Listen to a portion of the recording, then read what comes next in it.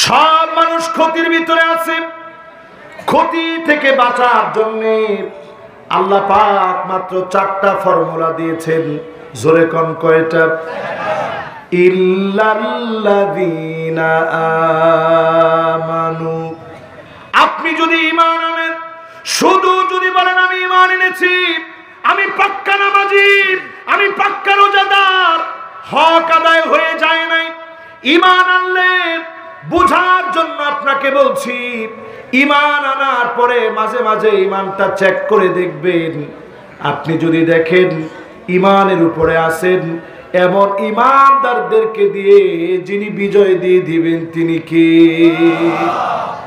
ঈমান চেক করার জন্য 8টা মূল মন্ত্র আছে। জোরে কোন কয়টা? মাশাআল্লাহ, সবার মনোযোগ আছে। কোরআন থেকে আমি শোনাই, ওয়ানিহকুম বাইনাহুম বিমা আনজালাল্লাহ।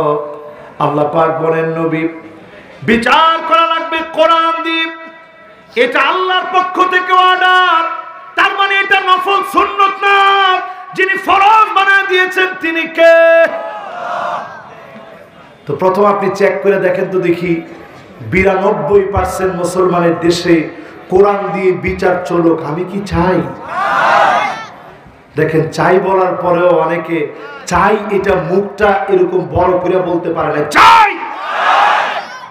যদি চান তাহলে ঈমানটা ঠিক আছে, আর যদি না চান, পরিষ্কার কোথাও কোরআন আপনাকে কাফের বলছে, কোথাও ফাসিক বলছে, ব্যাখ্যায় দেখা যায় আপনি পাক্কা মুনাফিক। ঠিক কিনা বলেন? 2 নম্বরে কোরআনের বক্তব্য শুনেন। সূরা মায়েদা 49 নম্বর আয়াত খুলেন, ওয়ালা তাত্তাবি আহওয়াহুম।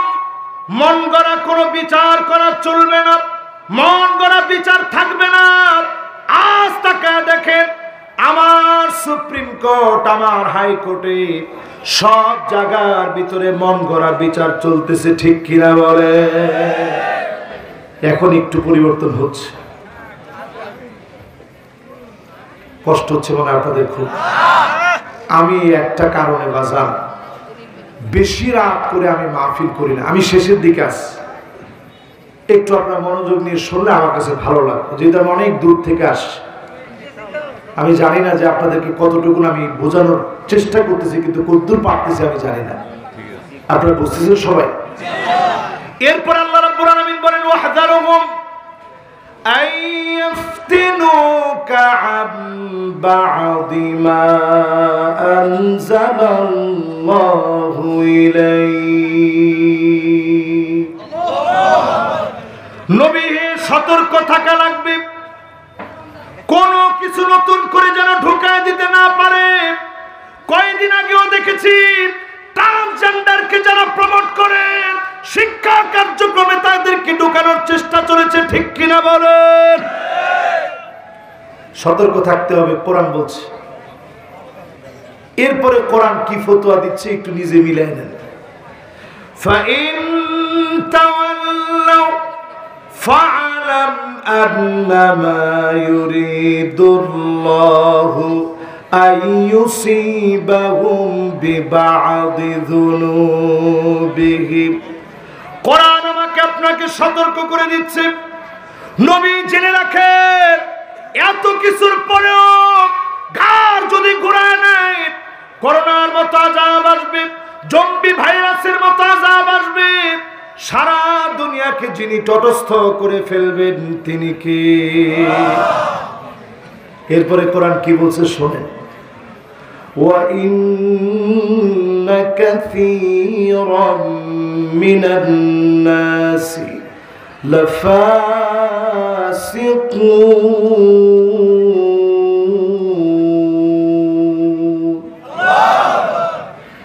আল্লাহর কোরআন বলছে, যেই লোকগুলা এরপর বিরোধিতা করবে অবশ্যই তারা ফাসিক হবে। আল্লাহ 1-2 লোক বলে নাই, নাফারুম মিনান নাস বলেন নাই। ঈমানদারদের অধিকাংশ এমন হবে কোরআন দিয়ে রাষ্ট্র চালাবে না, সব লোকগুলা হবে ফাসিক। ঠিক কিনা বলেন? এরকম লোক একজন দুজন না, কাসীরুম মিনান নাস, অধিকাংশ লোক ফাসিক হবে। ফতোয়াটা কার? আওয়াজ করে বলেন কার? এরপরে আল্লাহর কথা শুনেন। মাহফিলটা আমি আপনাদের হাতে পায়ে ধরা বাকি রাখছি। আমি রাগ করতে পারি না, এটা আমার একটা বদ অভ্যাস। আমি কিন্তু আপনাদের কাছ থেকে লিখিত নিয়ে মাহফিল নিয়েছি। 9:30টায় আমাকে মাহফিলে বসতে দিলেন, এবং এখানে মাওলানা মোমিন সাহেব ছিল এতক্ষণ বসা। আমার সাথে কমিটমেন্টে আসার পরে আমি মাহফিল নিয়েছি। দেখছেন, এখনই রাত 12টা বাজে গেলে সবাই চিন্তা করে, হ্যাঁ আব্দুল্লাহ, এটা তো আমি বুঝি। এখানে সেই রংপুর সদর থেকে মানুষ আসছে, আমার সাথে দুনিয়ার লোকজন দেখা করছে। শুধু রংপুর না, অনেক জায়গা থেকে লোকেরা আসছে। তো তারা তো সব ওয়াজ শুনবে না, স্বাভাবিক। এরকম 20 জন যখন এক লোকে হুজুগ দিয়ে উঠে পড়ে, তখন বক্তার মানসিকতা আর ওয়াজের দিকে থাকে না। এই জন্য ইনশাআল্লাহ আল্লাহ যদি আমাকে আগামী বছর হায়াতে রাখে, সব মাহফিল একেবারে আল্লামা হুজুরের স্টাইলে শুরু হবে। ঠিক আসা শেষ, যে মাহফিল রাজি ওইটা করবো না, গাড়ি করে চলে যাবো আস্তে। আল্লাহ একেবারে খুব টাইট হইতে হবে বিষয় ইনশাআল্লাহ। নাহলে মানুষকে তো আমি বোঝাতে চাচ্ছি, এই কথাগুলো আপনারা হয়তো জীবনে আর কোনোদিন শুনবেন কিনা আল্লাহ ভালো জানে। এই একটা ওয়াজ তৈরি করতে গিয়ে আমার দিনের পর দিন লাগছে। আমার তো আজকে এই কথাগুলো শোনা যেতে হবে, ঠিক কিনা বলেন?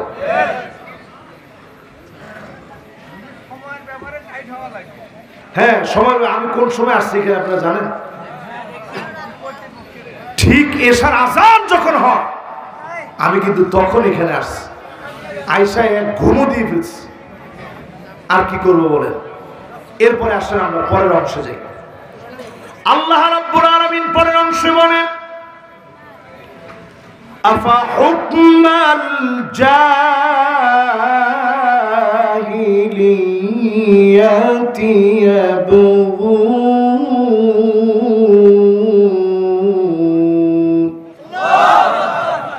নবী, এত কিছুর পরেও কি লোকেরা জাহিলিয়াতের দিকে যাবে? আজকে আমি প্রশ্ন করি, এত কিছু দেখলেন, 16 বছরের জুলুম সহ্য করলেন, তারপরেও যদি জাহিলিয়াতের দিকে যান, আল্লাহর আদালতে মুখ দেখাতে পারবেন না, ঠিক কিনা বলেন? কোরআনের ফতোয়া আপনাদেরকে শোনাইলাম। এরপরে কোরআনের বক্তব্য শুনে, وَمَنْ أَحْسَنُ مِنَ اللَّهِ حُكْمًا, আল্লাহর হুকুমের চাইতে সুন্দর আর কোন হুকুম হতে পারে না। তাহলে এই সুন্দর হুকুমের চাইতে সুন্দর আর কোন হুকুম হতে পারে? ছোট্ট একটা উদাহরণ দিই, কষ্ট হবে। আবু বকর রাদিয়াল্লাহু তাআলা আনহু যখন খলিফা, বাবারা কথা বলা যাবে না, মেহরবানি করে বাবারা একটু মনোযোগ দিলে মাহফিলটা সুন্দর হয়ে যাবে। একটু, হ্যাঁ বাজার মাদ্রাসার তলে বলে দেন না বাবারা, তোমরা মনোযোগী না হলে মাহফিল শেষ। বাস, এবার সবার মনোযোগ আসতে জোরে একটু বলেন তো আল্লাহু আকবার। মাশাআল্লাহ, সুন্দর মনোযোগ আছে। আবু বকর রাদিয়াল্লাহু তাআলা আনহুর একটা উপাধি ছিল খলিফাতুর রাসূলুল্লাহ। আল্লাহর নবীর সরাসরি ডাইরেক্ট নবীর পরে আল্লাহ রাব্বুল আলামিনের পক্ষ থেকে আল্লাহ রাসূলের পরে এই জমিনে খিলাফতের দায়িত্ব পালন করেছে আবু বকর রাদিয়াল্লাহু তাআলা আনহু। জোরে করে আল্লাহু আকবার। আবু বকর যখন খলিফা ছিলেন, কোথায় যেন চলে যায়। হযরত ওমর একদিন পিছু নিলেন, আজকে দেখতে হবে কোথায় যায়। পিছু নিয়ে গাছের পিছনে লুকায় গেছে, দেখা লাগবে কোথায় যায়। লোকায় আছে। আবু বকর একটা ঘরের ভিতরে ঢুকছে, লম্বা সময় পরে বের হয়ে আসছে। হযরত ওমর আবার লুকায় পড়লেন, আবু বকর চলে গেল। হযরত ওমর গিয়ে দরজার ভিতরে নক করলেন। বৃদ্ধা অন্ধ একজন মহিলা দরজা খুলে দিয়েছে। হযরত ওমর দেখে অবাক হয়ে গেছে, কে গো তুমি? আমি অন্ধ এক মহিলা, একটু আগে যিনি আসছিল তাকে কি তুমি চেনো? মহিলা সাফ সাফ জবাব দিয়ে দিল, লোকটাকে আমি চিনি না, বড় ভালো মানুষ, নিজের কাঁধের মধ্যে করে খাবার এনে আমাকে দিয়ে যায়, ঘরের কাজ কর্ম করে দিয়ে যায়। হযরত ওমর আকাশের দিকে তাকালেন, ছোট বাচ্চার মতো হয়ে গেলেন, জর্জর করে দুইটা চোখ দিয়ে পানিগুলা ঝরে পড়তেছে। আল্লাহকে ডাক দিয়ে বলেন, আল্লাহ,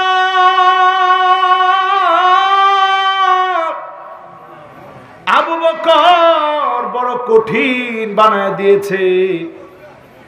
সামান্য একজন অন্ধ মহিলা নাগরিক কি খাবে সেটা নিয়ে আবু বকর চিন্তা করে। আমার লিডার তো তারা সাধারণ একজন মানুষকে নিয়ে যারা চিন্তা করে, ঠিক কিনা বলেন? এই কোরআনের চাইতে সুন্দর আর কোন বিধান হতে পারে না। এবার বাকি থাকতেছে আর একটা, লিকাওমি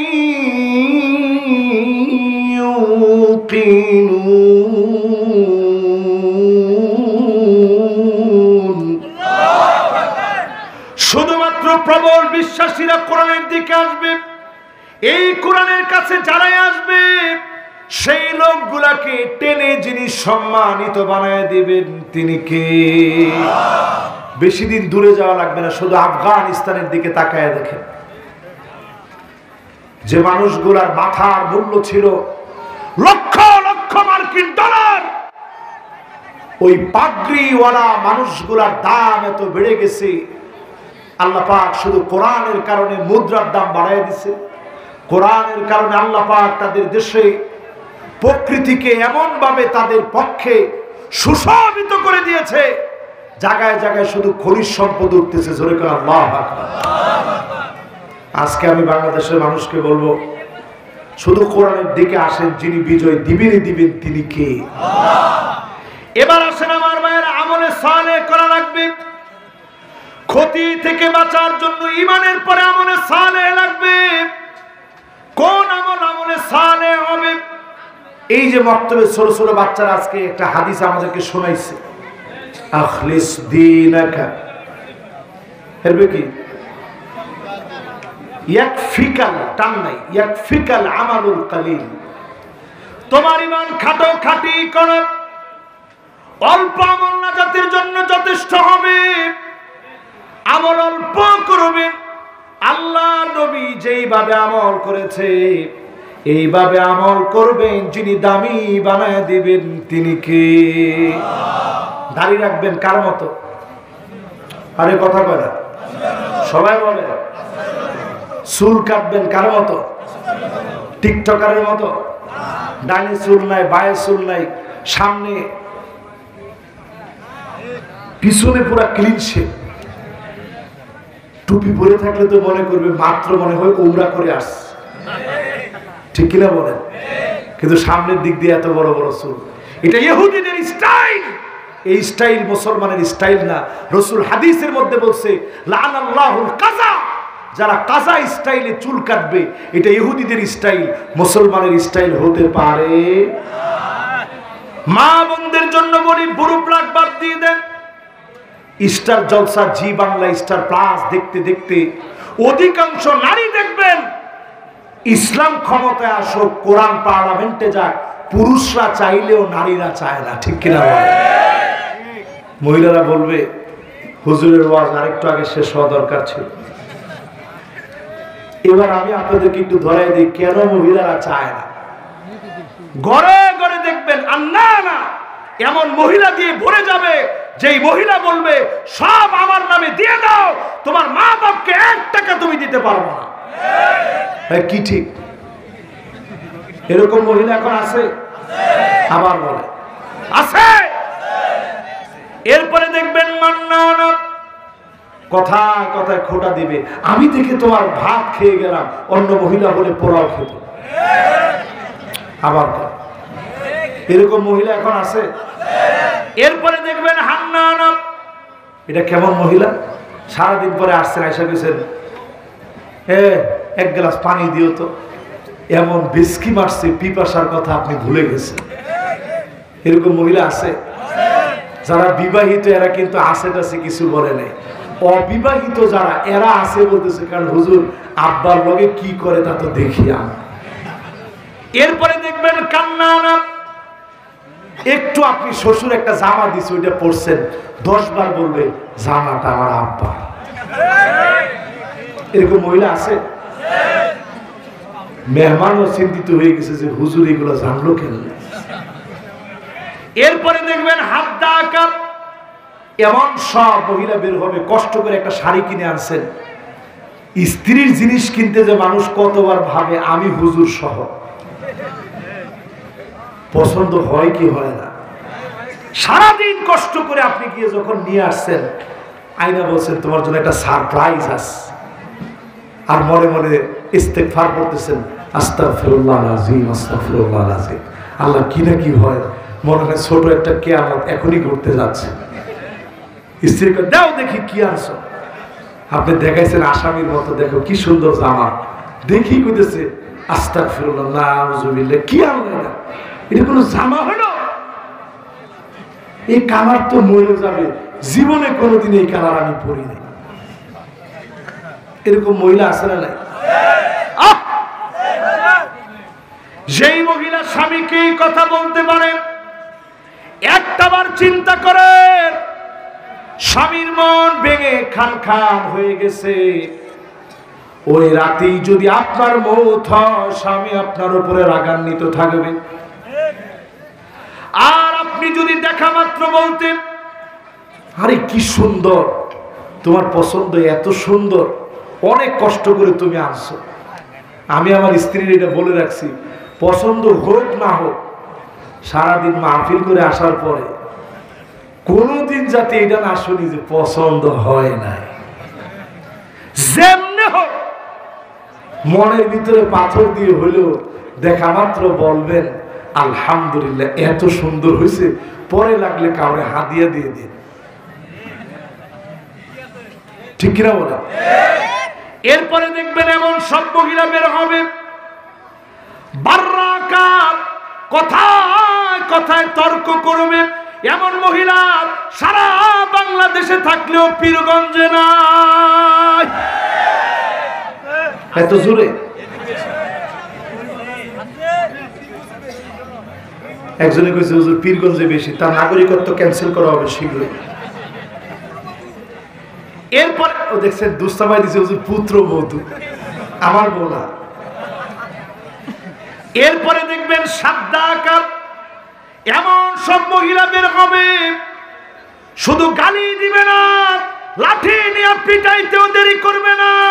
এমন মহিলা সারা বাংলাদেশে থাকলেও পীরগঞ্জে নাই। আমার মনে হয় অন্য সবগুলা কম থাকলেও এইটা একটু বেশি আছে। ঠিক কিনা বলেন? তার মানে আপনি বুঝতেছেন, যদি এখনই দিনের দিকে না আনেন, মহা ক্ষতির ভিতরে আমাদেরকে পড়তে হবে। ঠিক কিনা বলেন? আমলে সালেহ করেন, আজকে থেকে ব্রু প্লাগ বন্ধ করেন, পর্দা নিষিদ্ধ বানান। আল্লাহ যা ফরজ করেছে, নামাজের জন্য স্ত্রীকে ডেকে দেন, সন্তানকে নিয়ে যান, নিজের কন্যাকে জাগিয়ে তোলেন, পরিবারকে জাগ্রত করেন, মহিলাদেরকে জমিনের দিন কায়েম সম্পর্কে বোঝান। এই জমিনকে যিনি পরিবর্তন করে দিবেন তিনি কে? এরপরে আল্লাহ তাআলা বলছেন, ওয়াতাওয়াসাউ বিল হাক্কি ওয়াতাওয়াসাউ বিস সবর।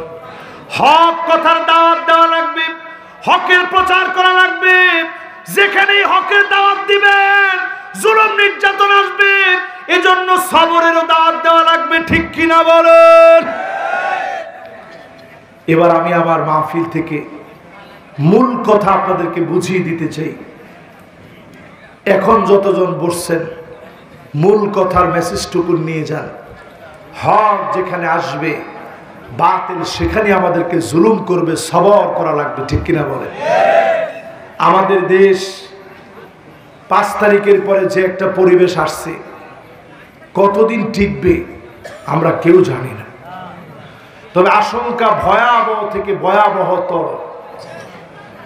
তাদের ভিতরে এখনো অহংকার কিঞ্চিত পরিমাণ পাল্টায় নাই, কিঞ্চিত পরিমাণ যায় নাই।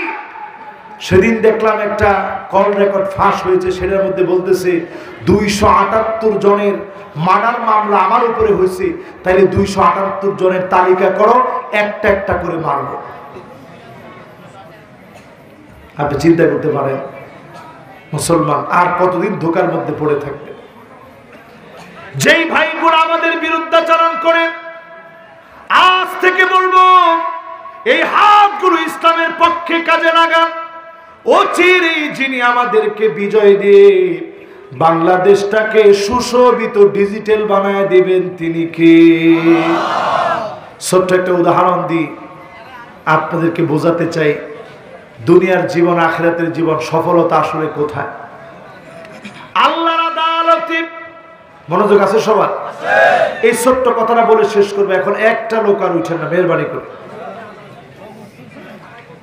এবার সবার মনোযোগ আছে তো ইনশাআল্লাহ? সবার মনোযোগ দিয়ে একটু শোনেন, দুনিয়ার জীবন শেষ হয়ে যাবে। আমি যেহেতু আসর নিয়ে শুরু করছি, আল্লাহ আদালতে সেদিন আল্লাহ উঠাবেন সবচেয়ে দুনিয়ার ধনী ব্যক্তি, ঈমান আনে না, ঈমানের দৌলত যারা নাই, আল্লাহ সেদিন তারে ডাকবেন, হ্যাঁ এদিকে তুই তো ঈমান আনস নাই, দুনিয়ায় সব তোরে দিছিলাম। ফেরেশতাদেরকে বলবে ধর, তারা জাহান্নামের দিকে নিয়ে যায়। এক একটা দাঁত হবে জাবালে ওহুদ, 6.5 কিলোমিটার লম্বা যে ওহুদ পাহাড়, এরকম ওহুদ পাহাড়ের মতো এক একটা দাঁত হবে। তাহলে চিন্তা করেন হাত কত বড় হবে, পা কত বড় হবে, চেহারা কত লম্বা হবে। ওই লোককে সেদিন নিয়ে যাওয়া হবে জাহান্নামের দিকে।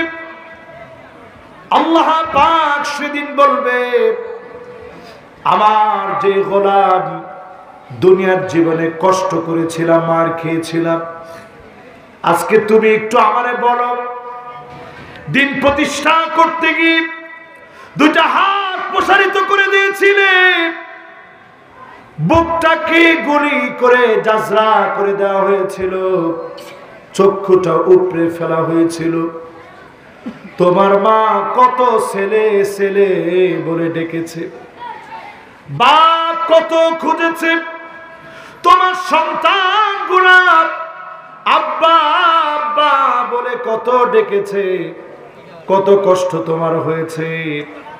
একটা নজর আমার গোলামটাকে জান্নাত দেখায় নিয়ে আসো, জোরে কোন আল্লাহু আকবার। একদিকে আল্লাহর দ্বীনের সবচেয়ে কষ্ট পাওয়া ব্যক্তি যারা শহীদ হয়েছে এরকম ব্যক্তি, অন্যদিকে সবচেয়ে ধনী ব্যক্তি।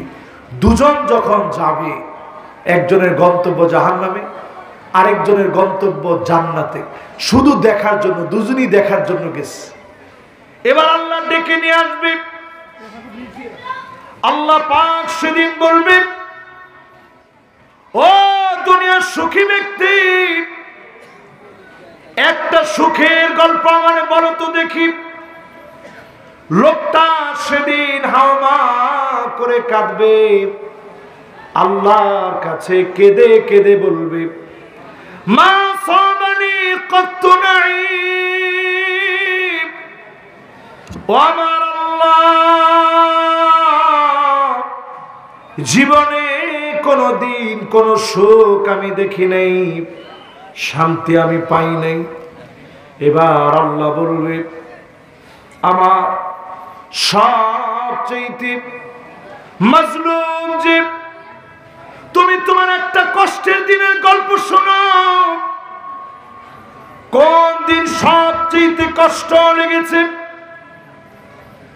হাদিস শরীফ সাক্ষী, লোকটা সেদিন চিৎকার দিয়ে আনন্দ চিত্তে মালিকের সামনে বলবে, মা সাবানি কত বালা,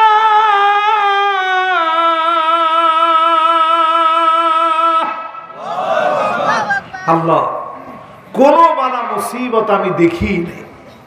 কিসের বালা মুসিবতের কথা কর? কোনো বালা মুসিবত আমি পাই নাই। জোরে কোন আল্লাহু আকবার। এক মুহূর্ত জান্নাত দেখে সব কষ্ট ভুলে যাবেন। যারা দিন বীজের জন্য কাজ করতেছেন, সময়গুলোরে কাজে লাগাচ্ছেন, আল্লাহর কাছে আপনাদের দাম কেমন? আল্লাহর হাবিব বলেন, হারামাহুল্লাহু আলাইহিন নার, জাহান্নামের আগুন যিনি হারাম বানায় দিবেন তিনি কে? জাহান্নামের আগুন যদি হারাম বানাতে চান, সময়গুলোরে কাজে লাগান। পৃথিবীর প্রেক্ষাপটে ফিলিস্তিনের কথা মনে করবে। ফুটন্ত এক একটা গোলাপের মতো শিশু বাচ্চা আল্লাহ আল্লাহ বলে চিৎকার করে দৌড়াচ্ছে। এই অল্প কিছুদিনে 40,000 মানুষকে মেরে ফেলছে। ৭৬টা বছর ধরে মুসলমান মার খেয়ে যাচ্ছে। আল্লাহর কাছে আমরা বলি, আল্লাহ আমাদেরকে তো আপনি অনেক ভালো রাখছেন, আল্লাহ মেহেরবানি করে আল্লাহ আপনি একটু দয়া করে এই জমিনের ভিতরে আপনি ইসলামকে বিজয়ী করে সারা দুনিয়াতে মুসলিম নেতৃত্ব প্রতিষ্ঠা করে দেন। সকলে পড়ে আমিন। এজন্য এই সময়টাতে অন্তত বেনামাজি থাকার কথা কল্পনা করার মতো মুসলমানের চরিত্র হতে পারে না, ঠিক কিনা বলেন? এই সময়টারে কাজে লাগান, আল্লাহর দিকে আসেন, আল্লাহ পাকের কাছে ফরিয়াদ করি, আগামী দিনের মাহফিলের সফলতা কামনা করি। আজকে যতগুলো কথা বললাম, বিমাশিয়াতিল্লাহি তাআলা ওয়া বিতৌফিকিহি, আল্লাহ পাক যেন এই কথাগুলোর উপরে আমাকে আপনাদের সবাইকে আমল করার তৌফিক দান করেন। পড়েন আমিন। যদি আর কোনো কথা না থাকে, আমি সরাসরি মুনাজাতের দিকে যেতে চাই। আল্লাহুম্মা আমিন। ربنا ظلمنا أنفسنا وإن لم تغفر لنا وترحمنا لنكونن من الخاسرين ربنا لا تزغ قلوبنا بعد إذ هديتنا وهب لنا من لدنك رحمة إنك أنت الوهاب। আল্লাহ তাআলা বড় আশা নিয়ে রাত যখন গভীর হয়ে গেছে, দুনিয়ার সব মালিকদের সব কার্যালয়গুলা বন্ধ হয়ে গেছে, দোকানপাট যখন বন্ধ হয়ে যায়, আপনি তো আপনার দরবার খুলে বারবার ডাকেন, গোলাম আমার দিকে দিনের বেলায় না বুঝে গুনাহ করে ফেলেছিস। ইন্নাল্লাহা ইয়াবসুতু ইয়াদাহু বিল-লাইল, এখন রাত হয়ে গেছে, আমার কাছে মাফ চা। তোর রাতের গুনাহগুলা দিনে যেমন মাফ করে দেই, দিনের গুনাহগুলা রাতের বেলায় আমি আল্লাহ মাফ করে দিলাম। আল্লাহ তাআলা এই মাহফিলের ডানে বামে কবরেতে যারা ঘুমায় আছে, মাবুদ 2-3 বছর আগে এসেছিলাম, অনেকে হয়তো আমার সামনে ছিল, এই প্রতিষ্ঠানে দানও করেছে, মাহফিল শুনেছে, মাহফিলে এসেছে, আজ অন্ধকার কবরে চলে গেছে। অনেকে এমন আছে মা নাই, অন্ধকার কবরে চলে গেছে। অনেকে এমন আছে আব্বা নাই, অন্ধকার কবরে চলে গেছে। আয় আল্লাহ, ছোটবেলায় মক্তবে যখন ছোট ছোট বাচ্চারা যেত, মা বাপ ডেকে আদর করে বলতো, বাজান মক্তবে গিয়ে তুমি কি শিখেছ? সন্তান জবাব দিত, রব্বিরহামহুমা কামা রব্বায়ানি সগীরা।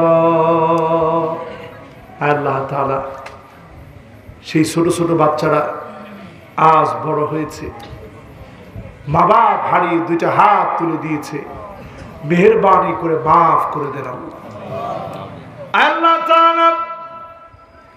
আপনি আমাদেরকে নিয়ামত হিসাবে ছেলে দিয়েছেন, মেয়ে দিয়েছেন, মেয়ে দিয়েছেন, ছেলে দিয়েছেন। অনেকে মেয়ে দিয়েছেন, ছেলে দেন নাই, ছেলে দিয়েছেন, মেয়ে দেন নাই। আল্লাহ আমাদের এই কলিজা গুলাকে মানুষের মতো মানুষ বানায় দিয়েন আল্লাহ। আল্লাহ তাআলা আজকের মেহমান সহ যত জন শুনলো, আমার মা বোনেরাও শুনেছে। মা বোনদের এমন অনেক রোগ আছে, এমন অনেক কষ্ট আছে, দুনিয়ার কাউকে বলতে পারে না, ডাক্তারকে গিয়ে বলতে পারে না, সহ্য করতে পারে না। দয়াময় মালিক মেহেরবানি করে মা বোনদের মনের ন্যাক আশা পুরা করে দেন আল্লাহ। নামাজি, রোজাদার, স্বামীর আনুগত্যশীলা, লজ্জাস্থানের হেফাজতকারিনী বানায়া আটো জান্নাতের দুয়ার মা বোনদের জন্য খুলে দেন আল্লাহ। ইলাহাল আলামিন, আকরামাল আকরামিন। যতজন আমরা হাত উঠিয়েছি, আমাদের যুবকেরা আমাদের সামনে বসা, আবু সাঈদ এই মাটিতে শহীদ হয়েছে, তার বাপের মনটা না জানি কেমন লাগে। দুইটা হাত এই দেশটার জন্য আল্লাহ কেমন উদার করে দিয়েছে, উজাড় করে বুক পেতে দিয়েছে। সারা বাংলাদেশের দৃশ্যপট একজন মানুষের চেতনায় উজ্জীবিত হয়ে গেছে। রব্বুল আলামিন এই জমিনে আপনি আপনার দ্বীনকে কায়েম করে দেন আল্লাহ। যে মাদ্রাসায় বসে হাত তুলেছি, মাদ্রাসার তালিবুল ইলম, আসাতিজা আযম, যারা এই প্রতিষ্ঠানে সম্পৃক্ত আছেন, প্রত্যেকের খিদমতকে কবুল আর মঞ্জুর করে নেন আল্লাহ। ইলাহাল আলামিন, দুনিয়ার সময় বড় অল্প, আমরা শেষ জামানায়, আখিরুজ জামান, শেষ মুহূর্তে অবস্থান করছি। মালিক আপনার কাছে ভিক্ষুকের মতো হাত তুলে বলছি, মেহেরবানি করে আমাদেরকে কবুল করেন আল্লাহ। অনেক কিছু জীবনে দেখিয়েছে আমাদের প্রিয় আল্লামা। স্বপ্ন ছিল ওনার একটা বার মানুষের সামনে কথা বলে যাবে, কাবার সামনে গিয়ে দাঁড়াবে, আর পারে না। রব্বুল আলামিন বাতিলের কাছে মাথা নত করে নাই, হাসি দিয়ে সারা দুনিয়াকে জালেমদের পরাজয়ের ব্যাপারে শুভ সংবাদ দিয়ে গিয়েছে আল্লাহ তাআলা। আমাদের প্রাণ প্রিয় নেতৃবৃন্দ, বাংলার জমিনে যারা দিন কায়েম করতে চায়, আলেম উলামা থেকে শুরু করে ফাঁসি নজরানা পর্যন্ত হয়েছে, আল্লাহ এই জমিনে দ্বীনকে কায়েম করে দিন আল্লাহ। যতজন হাত পেতে আছি, মালিক অনেক কিছু আপনি অল্প বয়সে আমারে দেখাইছেন। ভিক্ষুকের মতো বলি, এই জমিনে দিন কায়েম হয়েছে, এমন একটা দৃশ্য আমাদেরকে দেখায় দিন আল্লাহ রব্বুল আলামিন। অনেকে অসুস্থ আছে, অনেকে ব্যবসা বাণিজ্য করে আল্লাহ তাআলা, অনেকে পড়াশোনা করে, যার যে অভাব আছে প্রত্যেকের অভাবগুলা পুরা করে দিন আল্লাহ। মালিক, একদিন সময় ফুরায় যাবে, যেতে হবে আপনার কাছে। কি নিয়ে যাব, কোন চেহারা নিয়ে যাব? সেজদা দিয়েছি, এমন একটা সময়ে ডাকটা দিয়ে দিন আল্লাহ। কোরআনের কথা বলছি, কোরআনের বিজয়ের জন্য নেমেছি, এই কোরআন তেলাওয়াত করতেছি, রোজা মুখে আছি, আপনার হাবিবে মদিনা গিয়েছি, এমন একটা সময়ে ডাকটা দিয়ে দিন আল্লাহ। ঈমানের হালতে হাসতে হাসতে জবানে জারি করে দিন মধুর কালেমা লা ইলাহা ইল্লাল্লাহু মুহাম্মাদুর রাসূলুল্লাহ সাল্লাল্লাহু আলাইহি ওয়াসাল্লাম। আসসালামু আলাইকুম। সম্মানিত মুসলিম তৌহিদি জনতা, আগামীকালকে মাহফিল, সকলের দাওয়াত, আগামীকালকে